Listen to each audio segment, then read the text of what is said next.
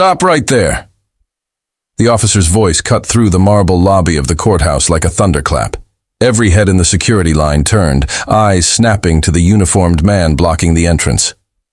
"Ma'am, I said wait," he repeated, louder this time. His posture rigid with authority, he seemed ready to wield. Judge Ellington, dressed in a simple black suit, hair neatly pinned back, lifted her gaze calmly. She was used to scrutiny, but never quite like this.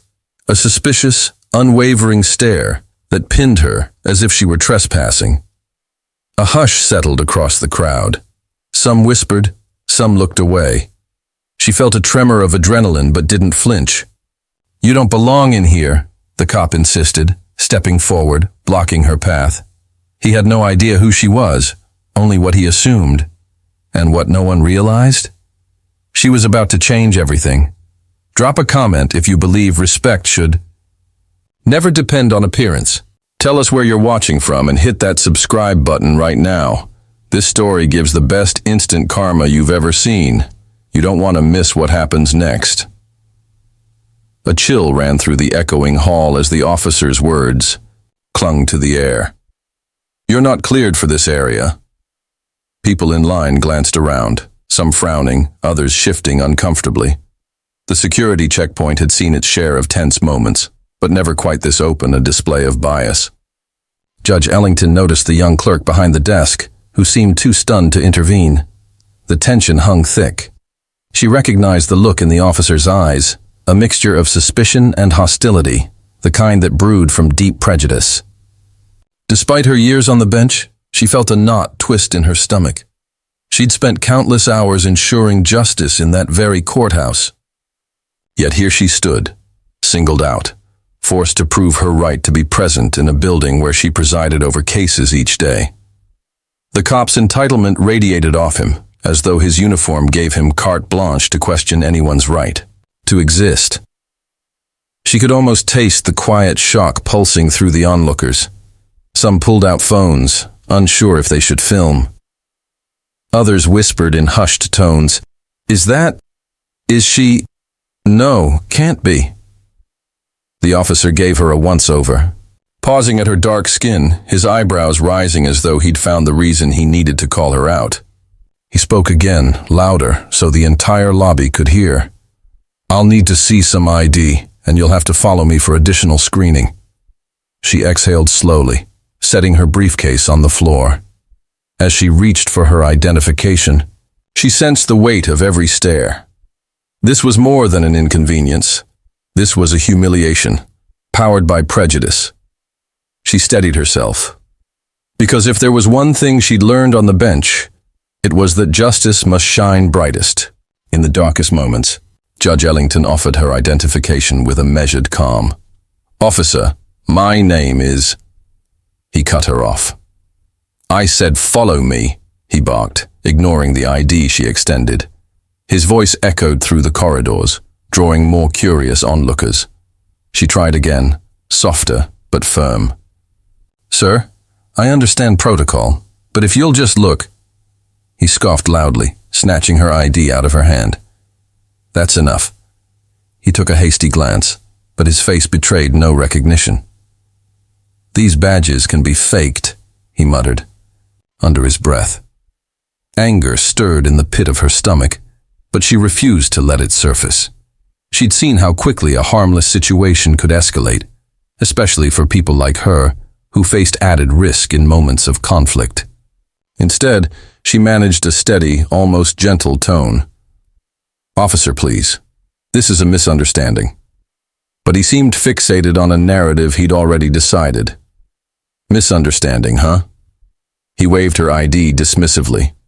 "I've seen it all. Impersonators, thieves. The law doesn't play games with me." "Clearly," she answered, voice tight. "Would you at least verify my name in the system? Or speak to the courthouse clerk behind you?" He shot a glance over his shoulder at the young clerk, who froze under his glare. The clerk faltered, looking down at his desk, offering no help. It was a slap in the face. This was the very building where she upheld justice. Yet here she stood, powerless, her every word disregarded, her credentials tossed aside as meaningless. She swallowed hard. For a moment, she felt the sting of 1,000 silent judgments. No one spoke in her defense. No one stepped forward. Her attempt at logic fell on deaf ears, and the sting of that dismissal burned worse than any shout. The officer signaled another guard to join him. "Take her to the back for additional questioning," he said, voice echoing in the vaulted space. An uneasy murmur rippled through the line of civilians waiting for security checks. Some lifted smartphones, capturing the unfolding drama with wide-eyed disbelief. Others turned away, as though hoping the problem would vanish if they avoided eye contact. Judge Ellington remained composed. She refused to be intimidated, yet she knew the danger of escalation. One wrong move, a hint of aggression, real or imagined, and the situation could spiral.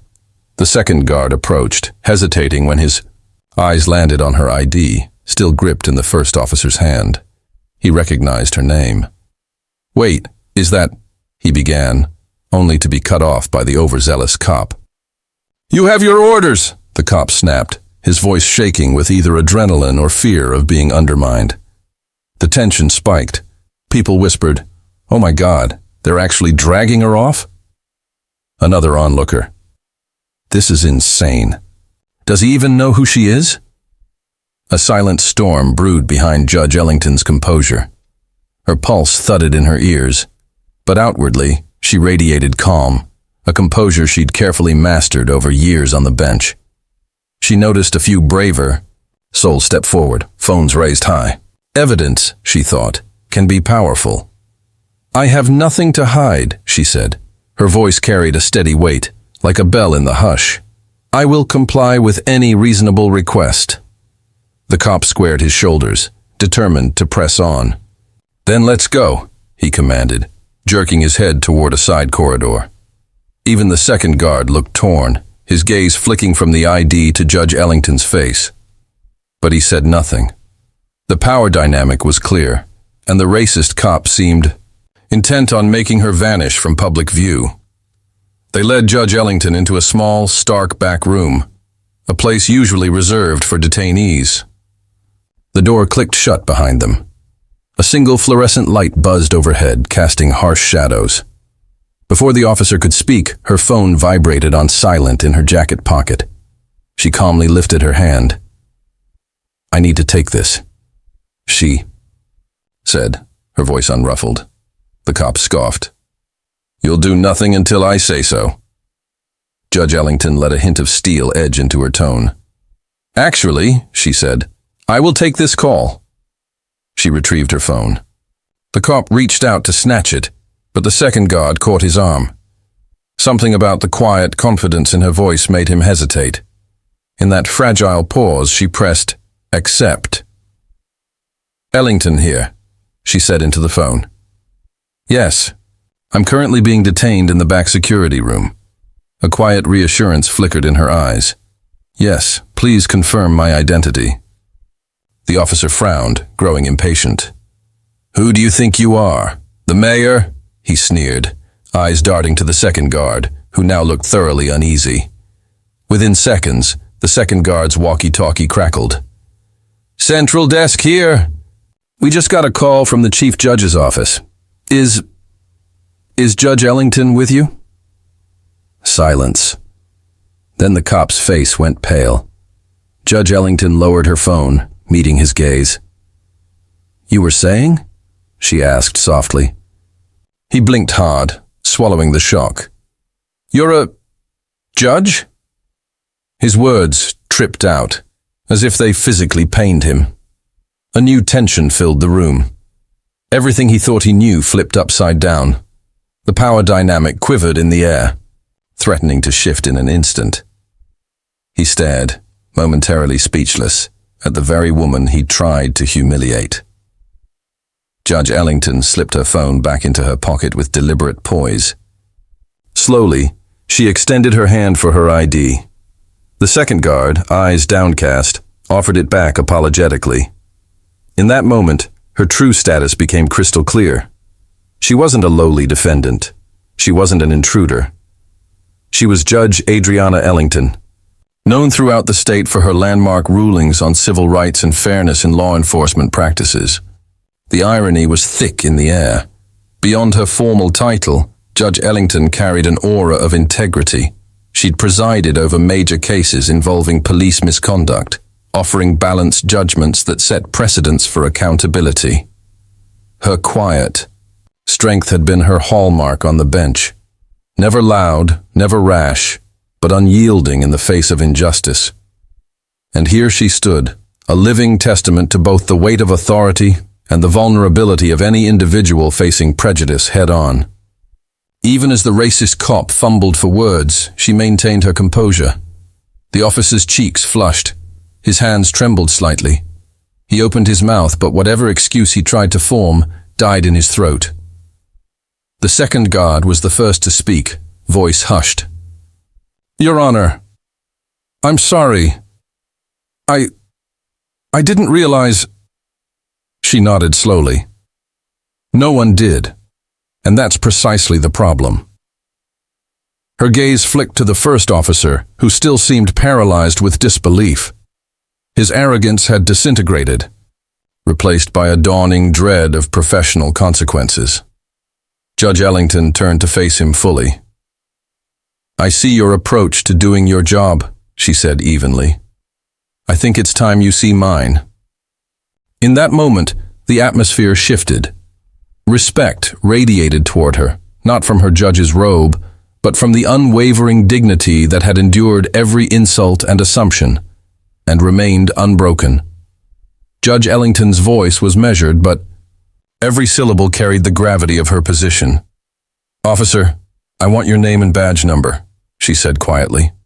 The cop, face pale, mumbled, "Name and badge number? But—" She raised an eyebrow. "I will need it for the formal report. If you fail to comply, that's an additional violation." A shiver of authority threaded through the room, sparking a transformation. The second guard respectfully stepped back, as though acknowledging he stood before not just a judge, but truth itself. The officer finally muttered his name and badge number. She typed it into her phone without haste, carefully, so there could be no mistake. Then she took a deep breath. "There are protocols," she began, "for secure areas. I respect those. But you went beyond caution into harassment, based solely on my appearance." Her gaze didn't waver. "This is not just a question of courtesy, officer. This is a question of law. You violated my rights." She let the weight of that statement settle. He stared back, too stunned to interrupt. "Now," she continued, "I suggest we return to the main lobby, where you will publicly acknowledge your mistake, and I can ensure these witnesses understand the truth of what happened." It wasn't a request. It was a statement of fact, laced with quiet power. Her calm presence now commanded the space. She turned to the second guard. "Lead the way, please." He nodded, stepping aside to hold the door. The racist cop hesitated, uncertain if he could remain defiant. Judge Ellington watched him carefully, expression neutral, yet unyielding.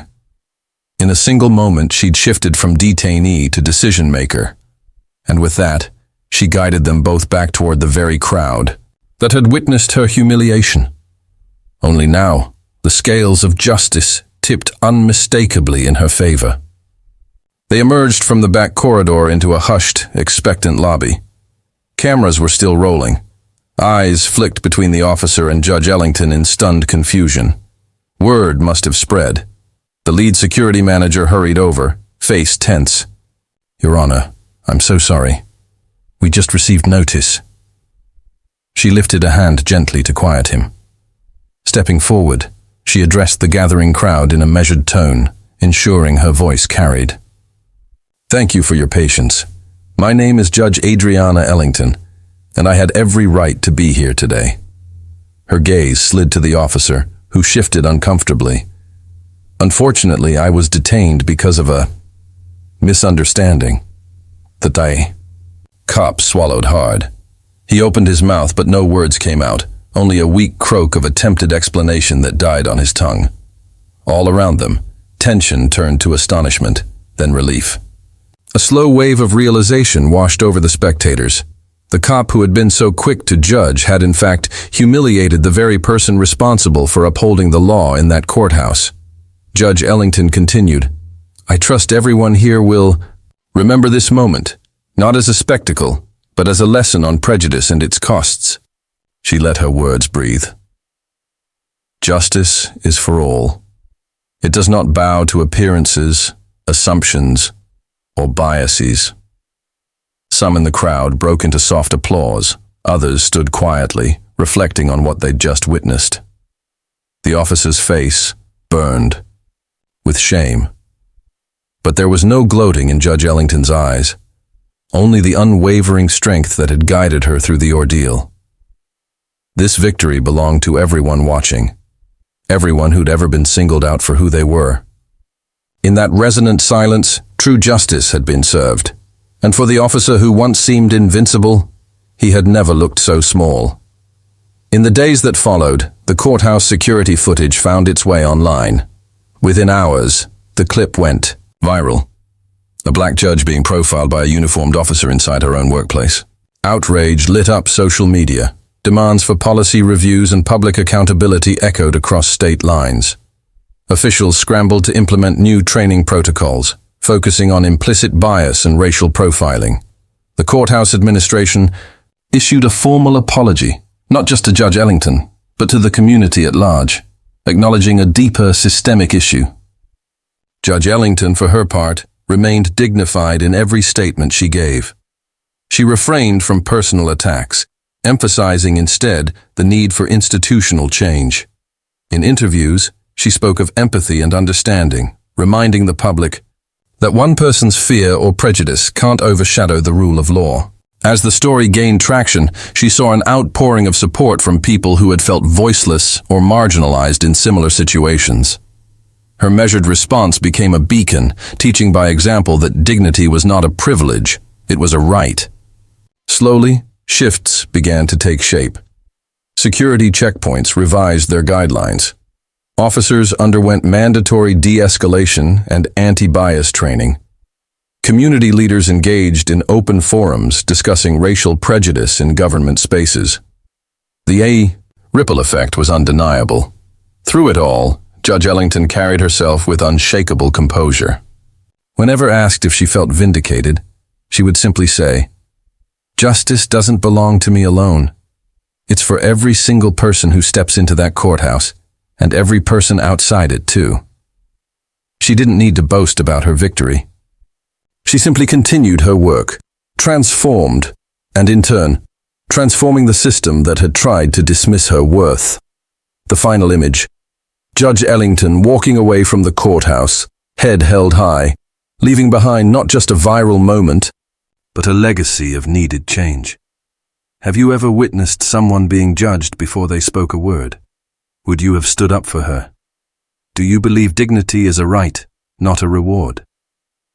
Comment below. We want to hear your voice.